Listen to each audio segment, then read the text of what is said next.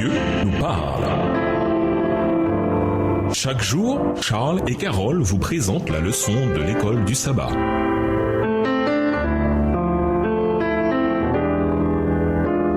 Bienvenue dans votre émission. Dieu nous parle. Nous voilà à la leçon de jeudi, un vagabond sans repos. Lisons Genèse 4, les versets 1 à 12. Pour quelle raison Caïn devint-il errant et vagabond sur la terre? Genèse 4, le verset 12. Genèse 4, les versets 1 à 12. Adam connut Ève et sa femme. Elle conçut et enfanta Caïn. Et elle dit, j'ai formé un homme avec l'aide de l'Éternel. Elle enfanta encore son frère Abel. Abel fut berger et Caïn fut laboureur. Au bout de quelque temps, Caïn fit à l'Éternel une offrande des fruits de la terre. Et Abel de son côté en fit une des premiers-nés de son troupeau et de leur graisse. L'Éternel porta un regard favorable sur Abel et sur son offrande, mais il ne porta pas un regard favorable sur Caïn et sur son offrande. Caïn fut très irrité et son visage fut abattu. Et l'Éternel dit à Caïn, pourquoi es-tu irrité et pourquoi ton visage est-il abattu? Verset 7. Certainement, si tu agis bien, tu relèveras ton visage, et si tu agis mal, le péché se couche à la porte, et ses désirs se portent vers toi, mais toi,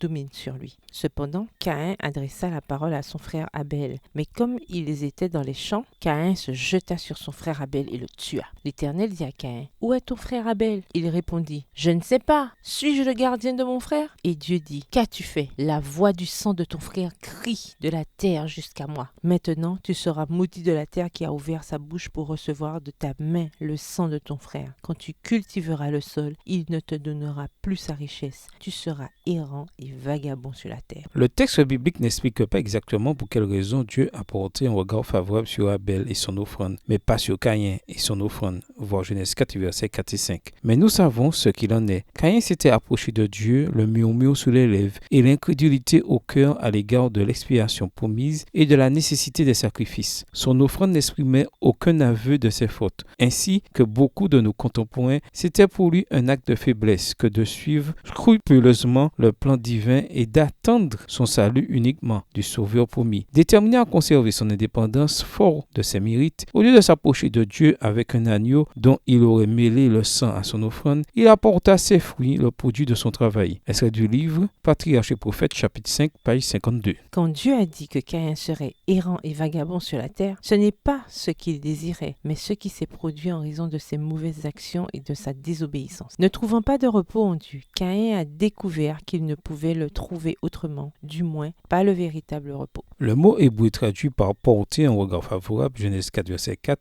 pourrait aussi être traduit par les expressions regarder de près, considérer avec attention. Le regard attentif de Dieu ne se concentre pas tant sur l'offrande que sur l'attitude de celui qui l'a fait. Son rejet des fruits de la terre de Caïn n'est pas la réaction arbitraire d'un Dieu capricieux. Le texte décrit plutôt le processus consistant à étudier et à évaluer le caractère, les attitudes et les motivations de celui qui apporte l'offrande. Nous avons là un exemple intéressant du jugement investigatif. Lisons Genèse 4, les versets 13 à 17 et décrivez la réaction de Caïn face au jugement de Dieu. Genèse 4, versets 13 à 17. Caïn dit à l'Éternel, mon châtiment est trop grand pour être supporté. Voici, tu me chasses aujourd'hui de cette terre. Je serai caché loin de ta face. Je serai errant et vagabond sur la terre, et quiconque me trouvera me tuera. L'Éternel lui dit, si quelqu'un tuait Caïn, Caïn serait vengé 7 fois. Et l'Éternel mit un signe sur Caïn pour que quiconque le trouverait ne le tuât point. Puis Caïn s'éloigna de la face de l'Éternel et habita dans la terre de Nod, à l'orient d'Éden. Caïn connut sa femme, elle conçut et enfanta Enoch.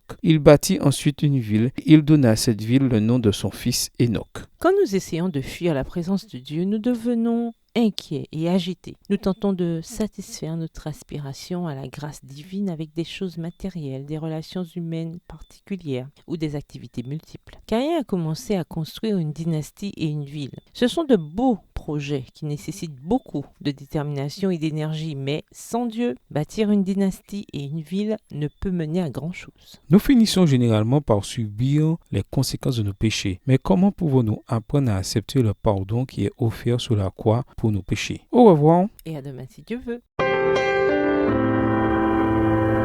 Dieu nous parle.